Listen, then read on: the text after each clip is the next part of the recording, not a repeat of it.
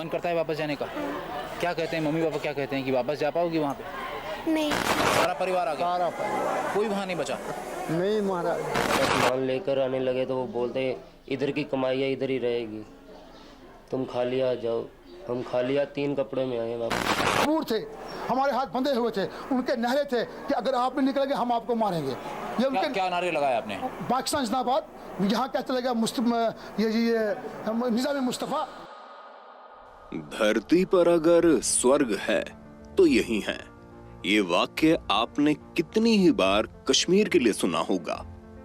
शांत ठंडी झील पर शिकारे पर बैठा हुआ एक इंसान दूर तक फैली घाटी को निहारते हुए कश्मीर में जो भी कुछ गाता है वो सब अपने आप में आपको स्वर्ग का अनुभव तो करा ही देंगे।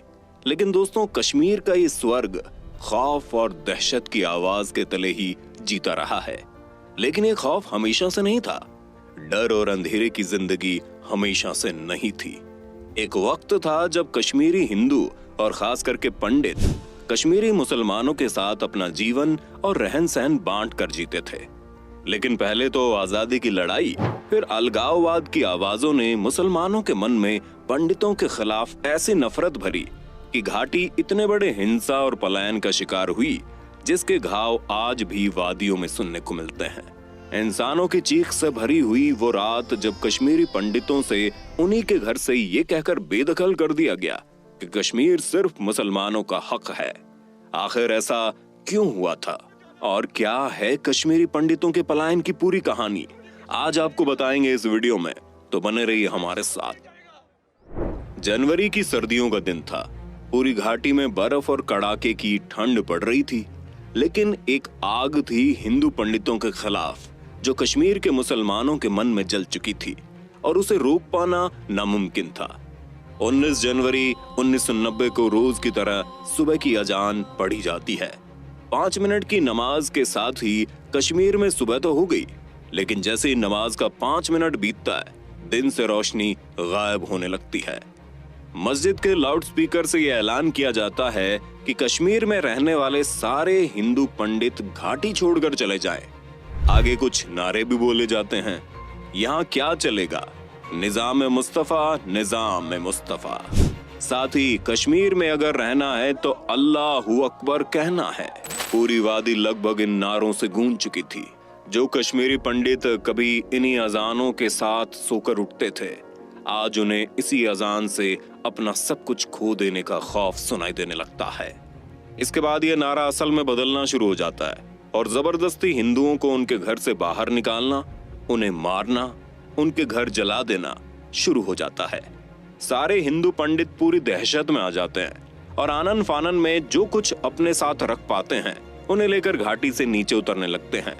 घाटी से उतरकर कुछ दिल्ली, कुछ जम्मू और कुछ अलग अलग शहरों की तरफ चल पड़ते हैं। और इस तरह 19 जनवरी को लाखों कश्मीरी पंडित एक झटके में बेघर होकर बर्बाद हो जाते हैं, जिसका दुख आज भी किसी कश्मीरी पंडित के चेहरे पर देखने को मिल ही जाता है। लेकिन आखिर ये संभव कैसे हुआ कि जो लोग पहले सिर्फ कश्मीरी हुआ करते थे, अचानक से उन्हें कैसे याद आ गया कि वो पंडित और मुसलमान हैं, और खास तौर से मुसलमानों के मन में क्यों नफरत भर गई, आइए बताते हैं आपको। कश्मीरी पंडितों के खिलाफ नफरत की शुरुआत हुई थी साल 1986 में, जब उसी साल कश्मीर के नए मुख्यमंत्री बने गुलाम मोहम्मद शाह ने एक ऐसा फैसला लिया जिसने सब कुछ बदल कर रख दिया। मोहम्मद शाह ने ऐलान कर दिया कि जम्मू की नई सिविल सेक्रेटरीट में बने हुए एक पुराने मंदिर को तोड़कर एक नई और आलीशान मस्जिद बनाई जाए। इसी ऐलान ने कश्मीरी हिंदुओं के मन में एक विरोध की आग भड़का दी। वो लोग सरकार के खिलाफ और मंदिर को बचाने के लिए प्रदर्शन करने लगे, और इसी प्रदर्शन ने मुसलमानों के मन में पंडितों के खिलाफ नफरत भरना शुरू कर दिया। पाकिस्तान ने इसी समय में अपने दांव खेलकर अपने उग्रवादियों की मदद से हिंसा की आग भड़काने और मुसलमानों को गुमराह करने का काम शुरू कर दिए। अचानक से पूरी घाटी में हिंसा और दंगे भड़क गए। पंडितों को मारा जाने लगा। दिन प्रतिदिन की बढ़ती हिंसा को कश्मीर की सरकार कंट्रोल करने में नाकाम हो रही थी। शायद इसीलिए क्योंकि पाकिस्तान का इस मामले में उग्रवादियों को सपोर्ट करना बिल्कुल नया था।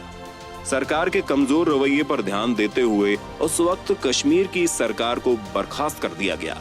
और कश्मीर में राष्ट्रपति शासन लागू कर दिया गया।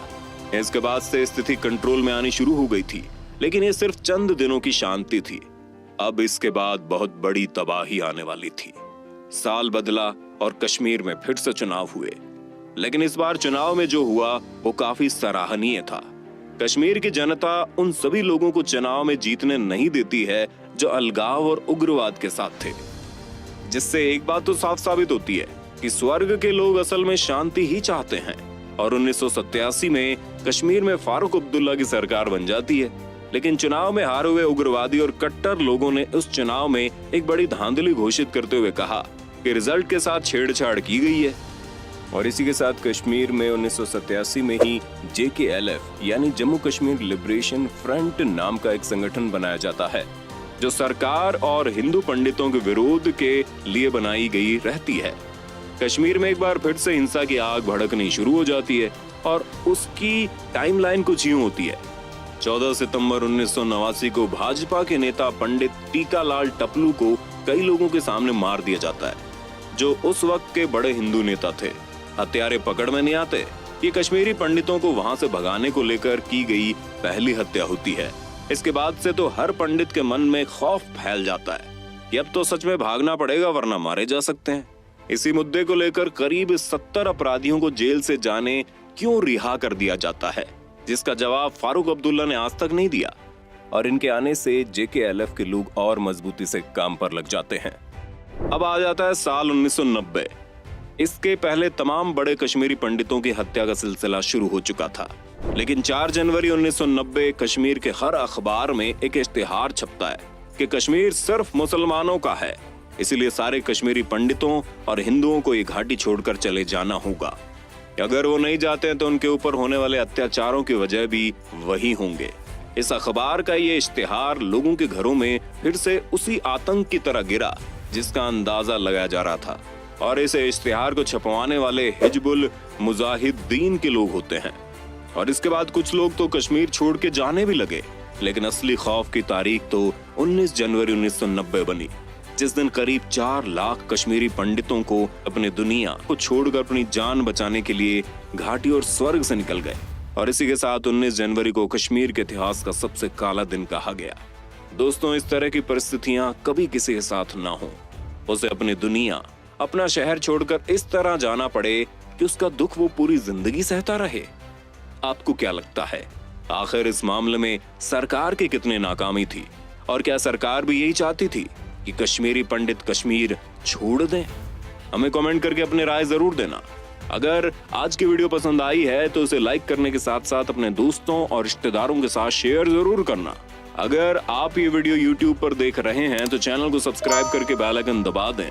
और अगर आप Facebook पर ये वीडियो देख रहे हैं तो Facebook पेज को जल्दी से लाइक करें। फिलहाल के लिए इतना ही। अभी के लिए हमें दीजिए इजाजत। आपसे मुलाकात होगी अगली वीडियो में। शुक्रिया।